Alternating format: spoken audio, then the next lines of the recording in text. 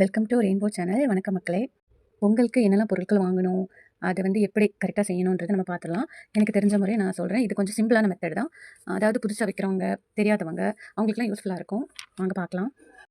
First நம்ம வந்து போகி பண்டிகை அன்றைக்கி வெனஸ்டே புதன்கிழமை அன்றைக்கி நம்ம எல்லாமே வீடு ஃபுல்லாக க்ளீன் பண்ணி பூஜா ரூமும் நீங்கள் அன்றைக்கி க்ளீன் பண்ணி வச்சுருங்க. ஃபுல்லாகவே விளக்கு எல்லாமே என்னென்ன க்ளீனிங் வேலை என்னென்ன இருக்கோ அது எல்லாமே புதன்கிழமை முடிச்சிருங்க. காலையிலே முடிஞ்ச அளவுக்கு மத்தியானத்துக்குள்ளே எல்லாமே முடிச்சிருங்க. முடிச்சுட்டு நெக்ஸ்ட்டு நம்ம என்னென்ன வாங்கணுமோ அது எல்லாமே கடையில் போய் வாங்கிடுங்க. ஃபஸ்ட்டு மஞ்சள் வாங்கிடுங்க, மஞ்சள் கொத்து அது வாங்கிடுங்க. கரும்பு 2 கம்பு கரும்பு வாங்கிடுங்க, 2 மஞ்சள் கொத்து வாங்கிடுங்க.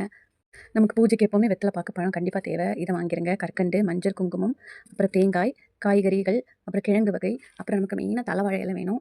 தலைவாழை இலை தான் நம்ம போடணும். பெரிய இலையாக இருக்கணும். வாங்கிக்கோங்க. எலுமிச்சை வாங்கிக்கோங்க. எல்லா பொருட்களையும் நம்ம பத்திரமா இப்போ பூஜை அறையில் வைக்க போகிறோம். சரியா? பூஜை அறையில் வச்சுக்கிட்டு நெக்ஸ்ட் நம்ம பானை வந்து இப்போ சில பேர் வந்து ஒவ்வொரு பொங்கலுக்கும் புது பானை வாங்குவாங்க. மண்பானை. அப்படிப்பட்டவங்க மண்பானை வாங்கிக்கோங்க. அப்படி இல்லை இப்போ வெண்கல பானை வச்சுருப்பாங்க, பித்தளை பானை பொங்கல் வைக்கிறதுக்குன்னு. அதை வாஷ் பண்ணி நீங்கள் அதில் பட்டையெல்லாம் போட்டு ரெடி பண்ணி வச்சுக்கோங்க. எல்லாமே பூஜா ரூமில் வச்சுருங்க.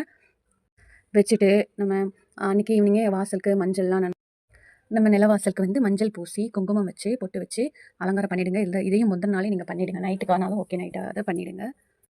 நெக்ஸ்ட் நம்ம நைட்டு கோலம்லாம் போட்டுருவோம்.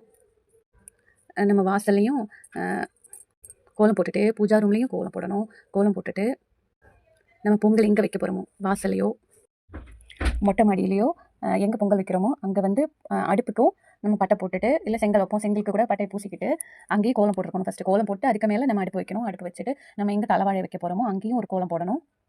இது எல்லாமே நம்ம முந்தின நாள் ரெடி பண்ணி வச்சிடணும். அப்போ தான் நெக்ஸ்ட் டே கொஞ்சம் ஈஸியாக இருக்கும். அப்புறம் பொங்கல் அன்றைக்கி காலையில் எழுந்து குளிச்சுட்டு புத்தாடையெல்லாம் போட்டுட்டு ஃபஸ்ட்டு நம்ம பூஜை அறையில் போயிட்டு சாமி கும்பிடணும். சாமி கும்பிட்டுட்டு நம்ம விநாயகர் பிள்ளையார் சாமி கும்பிட்டு நமக்கு இந்த பொங்கல் வந்து வைக்க போகிறோம். நல்லபடியாக எந்த தடங்களும் இல்லாமல் நான் வச்சு முடிக்கணும். நல்ல திசையில் பொங்கணும் அப்படின்னு சொல்லிட்டு நீங்கள் கும்பிட்டுட்டு அப்புறம் உங்களோட இஷ்ட தெய்வத்தையும் நினச்சிட்டு நீங்கள் நம்ம குலதெய்வத்தையும் நீங்கள் பிரார்த்தனை பண்ணிக்கணும். கண்டிப்பாக குலதெய்வத்தை கும்பிடணும். குலதெய்வம் தான் நமக்கு எப்போவுமே துணை இருப்பாங்க. எல்லாத்துலேயும் நம்ம கூடயே இருப்பாங்க.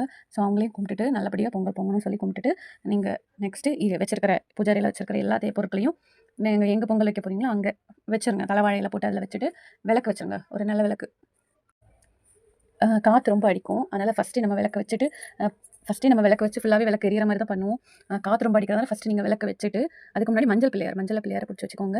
மஞ்சள் பிள்ளையாரை பிடிச்சி வச்சு அதை வச்சுட்டு எல்லா பொருட்களையும் கரெக்டாக நீங்கள் வருஷப்படி அரேஞ்ச் பண்ணிவிட்டு விளக்கு வச்சு அதாவது நம்ம குலசாமியை நினச்சிட்டு நீங்கள் அதுக்கப்புறம் நம்ம அடுப்பில் வந்து கற்பூரம் வச்சு அடுப்பு பற்ற வச்சுருங்க.